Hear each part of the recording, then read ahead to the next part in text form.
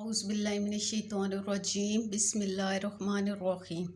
अज़ीज़ तलबा अस्सलाम वालेकुम। उम्मीद है आप सब लोग खैरियत से होंगे। अल्लाह पाक आपको ज़िंदगी के हर मैदान में कामयाब करे और आपको अपने घरों में खुश और आबाद रखे, आमीन।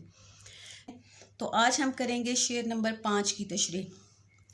अरे सयाद हमी गुल हैं हमी बुलबुल हैं, तूने कुछ आह सुना भी नहीं देखा भी नहीं। जैसे कि मैं पहले भी आपको कहती हूँ कि पहले आप लोग जो है मुश्किल अल्फाज के मानी याद कर लिया करें और उसके बाद जो है वो तशरीह आपको इजीली समझ आ जाती है। सयाद कौन होता है? शिकारी, शिकार करने वाला।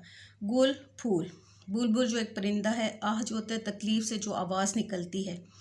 अब जो ज़ेर तशरीह शेर है फ़राक गोरखपुरी की गज़ल से माखूज़ है। फ़राक ने उर्दू गज़ल को ताज़गी बख्शी, वो मयारी गज़ल के नुमाइंदा शायर हैं।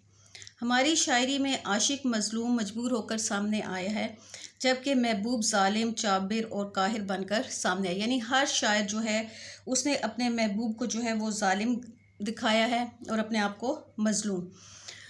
यानी जो आशिक होता है वो मज़लूम होता है और जो महबूब होता है वो ज़ालिम होता है। तो आशिक जो है दिलो जान से अपने महबूब को चाहता है, लेकिन महबूब है कि आशिक के जज्बात को मजरूह करता रहता है। आशिक हिजरो फ़राक की आतिश की नज़र होता रहता है, लेकिन महबूब को उसका ज़रा एहसास नहीं होता, जिसकी वजह से आशिक जो है वो अक्सर जो है वो महबूब से नाला रहता है, यानी नाराज़ रहता है। इस शेर में भी शायद महबूब को सयाद यानी शिकारी करार दे रहा है और कह रहा है कि मैं ही फूल हूँ और मैं ही बुलबुल हूँ। बुलबुल गुलाब के फूल का आशिक होता है, आशिकाना सिफ़ात उसके अंदर रची हुई होती हैं। बुलबुल जो गुलाब के फूल का आशिक होता है वो अपने दुखड़े बयान करता है, जबकि मैं अपने मसाइब बयान करता हूँ। हम दोनों ही राह इश्क के मुसाफिर हैं और इस राह पुरखार के मुतालिक बाहम तबसरे करने से शायद हम दोनों के दिल का बोझ हल्का हो सकता है। एक और शायर ने भी इसी तरह की ख्वाहिश का इज़हार इन अल्फाज में किया है। आ अंधलीब मिल के करें आहोज़ारियाँ, तू हाय गुल पुकार मैं चलाऊँ हाय दिल। शायर अपने महबूब को कह रहे हैं कि तुमने हमारी आहोज़ारी को ना सुना और ना हमें देखा। एक आशिक की ये दिली तमन्ना होती है कि वो अपने दिल का हाल जो है ख़ुद अपनी ज़बानी अपने महबूब को सुनाए, लेकिन उसका जो महबूब है उसकी परवाह नहीं करता। ये शेर नंबर 5 की तशरीह थी। अब देखते हैं शेर नंबर 6।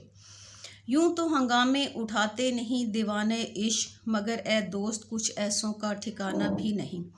हंगामे उठाना, शोर मचाना, उधम मचाना, दीवाने इश्क, इश्क में दीवाने होने वाले, ऐसों का आशिकों का, ठिकाना यानी एतबार भरोसा।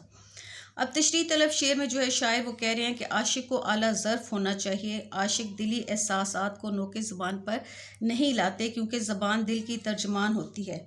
लेकिन ऐसे लोगों की कमी नहीं जो राह इश्क की नाकामियाँ बर्दाश्त नहीं कर पाते और महबूब को कोसना शुरू कर देते हैं। मैदान इश्क में कदम रखने वालों को इस बात का यकीन कर लेना चाहिए कि महबूब की तरफ से मिलने वाले जुल्म व सितम को कमाल सब्र से बर्दाश्त करना होगा, क्योंकि बकौल शायर ये इश्क नहीं आसान, बस इतना समझ लीजिए एक आग का दरिया है और डूब के जाना है। दूसरे मिसरे में शायर जो है नाकाम आशिकों का तज़किरा करते हैं। वो बताते हैं कि दुनिया में ऐसे बहुत से नाकाम आशिक ढूंढे जा सकते हैं जो इश्क की आजमाइश बर्दाश्त नहीं कर पाते। वो राह इश्क को फूलों की सेज समझ लेते हैं, लेकिन जब उन्हें कांटों पर चलना पड़ता है तो सारे ज़ब्त तोड़ देते हैं। ऐसे नाकाम आशिकों के लिए पैगाम में इश्क है कि इन्हीं पत्थरों पे चलकर अगर आ सको तो आओ, मेरे घर के रास्ते में कोई कहकशां नहीं है। ये शेर नंबर 6 की तशरीह थी। आप देखते हैं शेर नंबर 7। मुँह से हम उसे बुरा तो नहीं कहते कि फ़राक है तेरा दोस्त मगर आदमी अच्छा नहीं। अब ये जो शेर है ये गज़ल का मक्ता है। मक्ता शेर गज़ल का वो शेर होता है जिसमें शायर अपना तखल्लुस इस्तेमाल करते हैं। तो ये फ़राक जो है ये उनका तखल्लुस है। इसमें वो कहते हैं कि ए मेरे महबूब, हम फ़राक के बारे में अच्छी राय नहीं रखते, लेकिन हमारे अंदर इतना हौसला भी नहीं कि उसे बुरा कह सकें। इसकी वजह यह है कि तुम्हारा ताल्लुक़ उसके साथ है और महबूब से वाबस्ता हर चीज़ काबिल तौक़ीर करार पाती है और कोई भी शख्स उस पर उंगली उठाने से गुरेज़ करता है। बकौल शायर, हो गई हो आपसे निस्बत जिसे ए दिल रुबा, मेरी क्या ताकत कि उसको मैं बुरा कहता फिरूं। दूसरे मिसरे में शायर अपनी जुर्रत आमेज़ी का मुज़ाहरा करते हुए सच्ची बात ज़बान पर लाते हैं اور کہتے ہیں کہ اے دوست، وہ شخص تیرا دوست ضرور ہے، لیکن کہنے والے کہتے ہیں کہ وہ برے اخلاق کا حامل ہے، اچھا آدمی نہیں ہے۔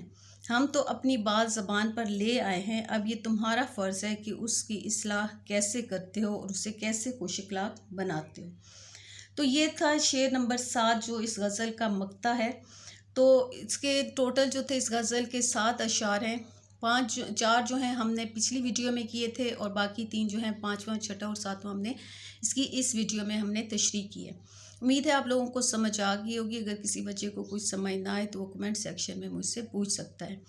اگر آپ میرے چینل پر نئے ہیں تو میرے چینل کو لائک کریں، سبسکرائب کریں اور اپنے دوستوں میں شیئر بھی کریں، اور بیل آئیکن کا بٹن لازمی دبا دیں تاکہ میری ہر نئی آنے والی ویڈیو آپ تک بر وقت پہنچے۔